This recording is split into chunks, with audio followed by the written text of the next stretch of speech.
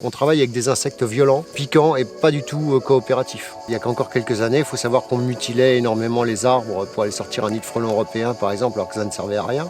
J'ai un peu révolutionné tout ça et beaucoup des entreprises me demandent un peu de partout pourquoi, comment ça se passe.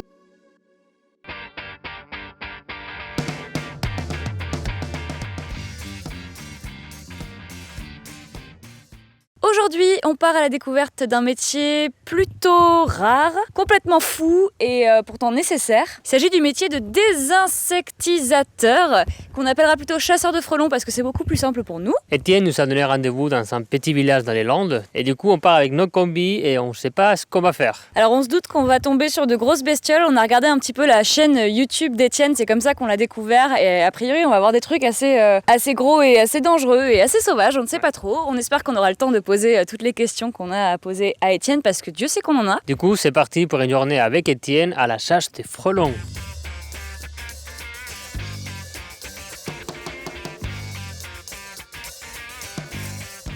Bonjour, Étienne Roumayac. T'entends pas le tic-tic là? Attends. Oui, attends. Allez, Étienne Roumayac, chasseur, désinsectisateur ou contrôleur d'insectes. J'ai créé LGF, donc une boîte de contrôle d'insectes tout simplement et accessoirement aussi de la désinsectisation pure et dure. Quand on vit dans un cadre comme celui-là, obligatoirement on est confronté à des problèmes d'insectes. Donc j'ai fait appel, enfin pas spécialement moi, mais par exemple les voisins ont fait appel à des collègues. Alors j'ai vu comment ça se passait, j'ai dit qu'il y avait beaucoup à faire, beaucoup à améliorer, trop de produits utilisés, etc., etc. Des moyens plus simples, plus sécurisés, moins cher, etc. En fait, j'ai un peu changé la donne. Voilà, ça a fait pas de mal au métier, un petit coup de boost.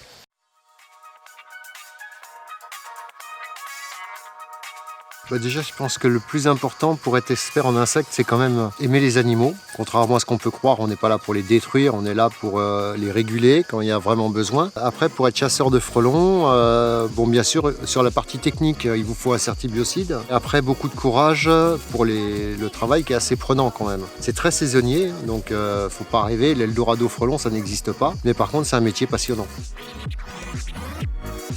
Alors, dans la désinsectisation, je pense qu'on peut trouver du travail. Par contre, dans le métier qui est le mien, exclusivement volant et piquant, on va dire, frelon, là par contre c'est beaucoup plus compliqué. En salarial déjà, de toute façon, il y a tellement de normes qu'en France, c'est très compliqué. Maintenant, à son compte, travailler à son compte, il faut savoir que moi, ça fait 10 ans quasiment que je fais du frelon. Pour avoir un vrai salaire, c'est très compliqué. C'est un travail très très saisonnier, ça dépend des années. Par exemple, cette année, on n'a pas de frelon, ou très peu, et on a des années où on en a beaucoup plus. Alors, il faut tempérer sur 10 ans, savoir comment faire pour avoir du frelon. C'est une fan. Hasard, sans déconner, tu crois que je t'ai pas vu? Je pourrais pas vous dire si on peut gagner 1500, 1000 euros, 800, 500. C'est complètement aléatoire, ça dépend des saisons, des insectes, de ce que vous pouvez mettre comme travail dedans. Tout ce que je peux vous dire, que l'Eldorado frelon n'existe pas. Zaza ne touche pas au trépied. Alors les facturations, les prestations, moi en moyenne, on va dire entre les petites et les très grosses, je tourne environ à 100 euros la prestation en TTC. En comptant qu'il y a des petites prestations, on va mettre 60 parce qu'on va arriver sur un truc qui est pour nous ridicule. Et des gros machins dans les arbres à 30 mètres où là on va prendre plus. Mais moyenne, on va dire sur la moyenne totale, on est à peu près à 100 euros TTC entre les grosses et les petites. Est-ce que tu veux bien nous confier l'anecdote la plus folle que tu aies vécue depuis que tu es chasseur de frelons? Ouais, je peux le faire. C'est ma toute première intervention. C'est dans un château, un donjon exactement. Je ne savais pas comment j'allais réagir avec le frelon. J'ai pas eu vraiment la chance d'avoir travaillé avec des gens corrects, on va dire, sur le frelon avant. Et je me suis retrouvé dans un donjon. Les donjons, c'est des trucs tout pointus, là, avec des poutres partout. Il y avait, soi-disant, au début, un nid de frelon à 8 mètres. Je suis arrivé, il y en avait 3. Ma lampe de poche, bien sûr. Un truc à j'ai cassé le truc, donc j'ai plus de lampe.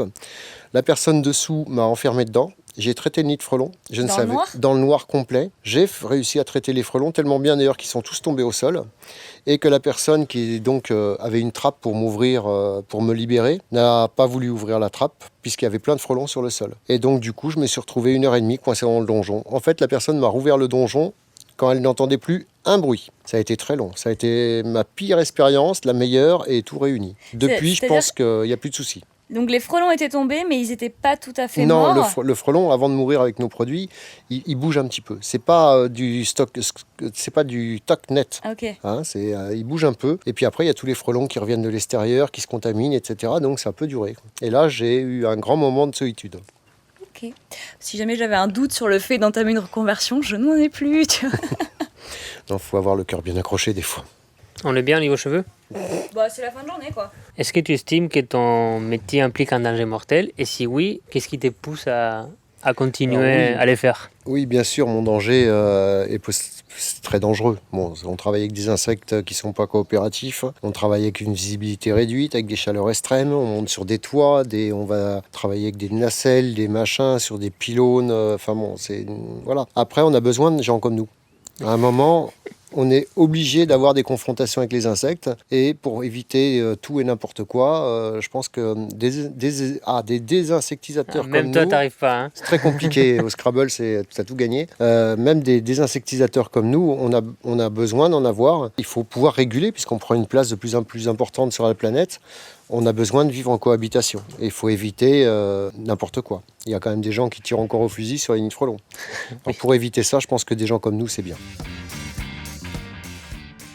Alors, mon métier, très simple. Vous partez, vous ne savez pas quoi faire. Vous avez une intervention ou 2 interventions. Le téléphone sonne. Et là, vous êtes obligé de courir partout, gérer les urgences. Ça va de soi. Vous êtes obligé de connaître déjà, avant même d'arriver, savoir exactement ce qui va se passer. Parce que vous avez des inters qui peuvent être réels. Et des inters, ça peut être des mouches. Hein. On m'a appelé pour des mouches. On m'a appelé pour des nids d'oiseaux. On m'a appelé pour...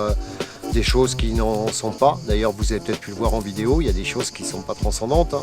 Donc tout ça, c'est un peu mon quotidien, c'est savoir gérer par téléphone ce qu'il y a à faire ou pas. Ce que j'adore dans mon métier, c'est la diversité. La diversité, les gens, le contact avec les gens, c'est très très important. On arrive un peu comme le chevalier blanc, un peu comme le sauveur. Des fois, les gens sont en panique, donc on doit les rassurer. Des fois, leur expliquer qu'en fin de compte, ils se sont trompés, donc avec un petit peu d'humour ou pas. Leur expliquer aussi que des fois, non, l'insecte qu'ils ont vu, non seulement n'est pas dangereux, mais ils vont le garder. Donc c'est toujours un peu de psychologie et de beaucoup de psychologie et du contact humain. Ce que j'aime le moins dans mon métier, c'est un problème bien français, c'est la comptabilité, les papiers. On est submergé de papiers, de comptabilité, de trucs, de demandes, d'autorisations. C'est pénible. On perd un temps énorme. Alors quand j'ai commencé ce métier, je ne m'attendais pas du tout à avoir une telle importance dans ce métier. Je pensais faire mon petit travail train-train dans mon petit coin, un peu même autour de chez moi. Et bon, des fois, il m'arrive d'aller faire de grandes distances pour aller faire des nids extrêmes. Et c'est vrai que des fois, comme le dit souvent, on m'a pris un peu pour le papa frelon, un peu France et Europe et même ailleurs d'ailleurs. J'ai beaucoup de contacts en dehors de l'Europe. Voilà, des gens qui me demandent les techniques de désinsectisation sont quand même tellement simples que les gens ne les comprennent pas. Il y a qu'encore quelques années, il faut savoir qu'on mutilait énormément les arbres pour aller sortir un nid de frelons européen par exemple, alors que ça ne servait à rien. J'ai un peu révolutionné tout ça et beaucoup des entreprises me demandent un peu de partout pourquoi, comment ça se passe, etc., etc. Il y a Baston de Robert. Ouais.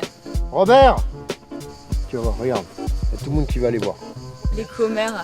Non, Zaza, elle s'en fout. Ouais, Zaza est contente, je lui gratte l'oreille. Mon métier, je pense que tout le monde ne peut pas le faire. Pour être très franc, déjà, il faut supporter vraiment la chaleur. On monte à des températures extrêmes. Il ne faut pas avoir le vertige. Il faut aimer le contact humain, bien sûr. Il faut savoir... alors ça, tout le monde peut y arriver, je pense. Enfin, quoique, il faut savoir en quelques secondes réfléchir à la question. Est-ce qu'on va pouvoir gérer la situation sans faire de dommages collatéraux? C'est très, très important. Donc en quelques secondes, il faut savoir quoi faire. Je pense que c'est peut-être le côté le plus dur du métier, c'est gérer ce côté, on travaille avec des insectes violents, piquants et pas du tout coopératifs. Il faut vraiment gérer l'entourage, etc., etc. Mon métier, il est passionnant. Il est fatigant, il est pénible, mais encore une fois, il est vraiment passionnant. Ton métier, on l'a découvert via YouTube. On a vu que tu fais des vidéos presque tous les jours. T'en fais beaucoup depuis beaucoup d'années, donc ils font en plus beaucoup de vues, des centaines de milliers de vues. J'aimerais bien savoir qu'est-ce qui t'a poussé à faire ta première vidéo. Ce qui m'a poussé à faire ma première vidéo, c'est l'imbécilité un peu de certaines personnes qui disaient « Ah mais moi ». Alors des moi, il faut savoir qu'il y en a plein les cimetières. Quand j'ai vu des gens partir la fleur au fusil avec des bombes à frelons qui font 13 secondes sur des nids de frelons énormes, je me suis dit, attends, il faudrait quand même qu'on montre un peu ce que c'est un nid de frelons et comment sa façon d'attaquer, comment ils attaquent, etc. Comme ça, les gens peut-être prendront un peu conscience que déjà, souvent, ils achètent 3-4 bombes, donc ça leur revient même plus cher que nous, par la même occasion, et ils risquent énormément. Donc j'avais m'étais dit, tiens, je vais montrer ça comme ça sur YouTube. Je connaissais pas du tout, je suis pas très internaute, tout ça, moi internet, tout ça, c'était pas trop mon truc. Donc j'ai commencé à montrer ça. Et puis 1, 2, 3, 4, et puis après je me suis dit, tiens, pourquoi pas montrer aussi d'autres insectes. Et puis tiens, ça c'est un insecte qui est pas connu, tiens, dans tel pays j'ai trouvé ça. En fait, moi je suis en train d'essayer de voir un peu à évoluer sur un peu le même genre d'émission que J'irai dormir chez vous. Moi ce serait plutôt, qu'est-ce que je vais trouver chez vous ? D'accord. Voilà. Qu'est-ce qu'il va y avoir comme insecte dans ce pays-là ? Il y a plusieurs espèces de frelons qui sont très intéressantes à voir. On a le Vespa mandarinia, j'en parle beaucoup, qui potentiellement pourra arriver en France. Il y a 90 chances sur 100 pour qu'il arrive. Il va réguler le frelon asiatique, il va réguler nos abeilles et en même temps il va peut-être nous réguler un peu à nous. Donc on a intérêt à bien le comprendre avant qu'il arrive. D'accord. À savoir exactement ce qu'il faut faire. Parce que le problème du frelon asiatique actuellement, c'est qu'il y a beaucoup de gens qui ont dit il faut le laisser tranquille, vous inquiétez pas, ça va se réguler. Bon, maintenant ça fait plus de 15 ans. Le frelon asiatique, on en a partout. Il serait peut-être temps de... Il mange les abeilles. Il mange les abeilles, il mange tout l'écosystème. C'est une catastrophe. Il vient d'où le nouveau insecte ? Pareil, d'Asie. Ils arrivent beaucoup d'Asie, mais attention, nous aussi on envoie nos guêpes et nos frelons dans d'autres pays. La guêpe germanique, elle était bien de chez nous, elle n'avait rien à foutre aux États-Unis et ils ont des nids monstrueux. Désinsectisateurs. Désinsectisateurs. Répète après moi. Désinsectisateurs. Désinsectisateurs. Désinsectisateurs. Voilà, ça y est. À peine 12 heures, mais bien. Hein. Oui, Non, écoute. c'est bien. C'est pas facile à dire. Moi, tu sais quoi ? J'ai 48 ans. Ça doit faire au moins 30 ans que j'essaie de dire clean food. J'ai jamais réussi à le dire. Ouais, j'ai jamais réussi à le dire. Clean Jamais. Pour terminer, on voit dans tes vidéos que tu es vraiment un amoureux de la nature, ça se sent, que tu as une fibre écologique assez forte. Est-ce qu'il y a des choses qu'on devrait tous connaître pour vivre en bonne intelligence avec les insectes ? Ouais, franchement, quand je vois les erreurs, vous devriez tous connaître ma chaîne. Okay. Désolé, on montre tout, j'essaye d'expliquer de façon simple, ludique, etc. Les gens continuent à vous dire, mais ah bon, c'est ça du frelon asiatique ? Ah, ça c'est une mouche ? Wow.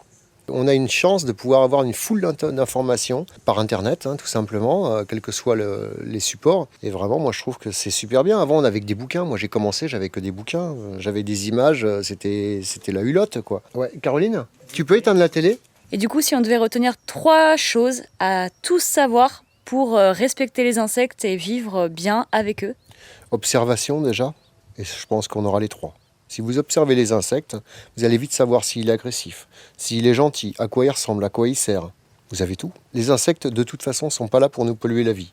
En règle générale, un insecte, il est beaucoup plus petit que vous. Donc pourquoi il irait chercher un truc énorme Non, il n'a aucune confrontation avec vous. Les seuls dangers qu'on a avec les insectes, c'est quand on les embête, quand on va trifouiller leur nid, etc. Autrement, vous pouvez les observer, vous pouvez les regarder, il ne faut surtout pas en avoir peur. Ils font leur vie. La petite bête ne mangera pas la grosse, comme on dit. Voilà, le tournage est terminé. En se lançant dans l'aventure Maintenant j'aime le lundi avec Miguel, on se doutait qu'on aurait accès à des métiers un peu privilégiés et qu'on vivrait des aventures, mais je pense qu'on n'avait pas imaginé jusqu'où ça pouvait nous amener, je crois. Avec Étienne, on a vécu une journée assez incroyable pour nous, qui passons la journée entièrement devant l'ordinateur, un peu bureau. Donc aujourd'hui, on a passé la journée dans un camion. On a mis des combis comme ça. On n'est pas à Tchernobyl, mais on est dans les Landes. On s'est retrouvé à quelques centimètres des nids qui font la taille d'un ballon de foot. On a eu un peu peur, évidemment, mais à côté d'un professionnel comme Étienne, on était en toute sérénité. Sécurité, sérénité, ouais. Voilà. On était en toute sécurité et sérénité. On remercie Étienne de nous avoir reçus, d'avoir joué le jeu, de nous avoir emmenés en rendez-vous avec lui. C'était vraiment hyper immersif pour nous, donc c'était idéal, on n'aurait pas rêvé mieux. Lui aussi nous a filmé, pas forcément dans nos meilleurs moments, mais en tout cas il y a des souvenirs. Donc du coup, si vous le souhaitez, vous pouvez aller sur sa chaîne, nous voir. Quant à nous, on va se voir à un petit apéro avec Étienne chez lui. Et comme d'habitude, n'hésitez pas à partager la vidéo, c'est ça qui nous aide à faire connaître un plus grand monde. Et encore merci Étienne pour puis Pour nous faire découvrir ton métier. ils ont été bons, vous pouvez les prendre. Franchement, venir avec moi déjà, c'est pas un cadeau. Les insectes, il y en a partout. Donc bravo, je leur dis bravo et la suite au prochain numéro. Ouais. Mais bravo les deux. Merci. Merci.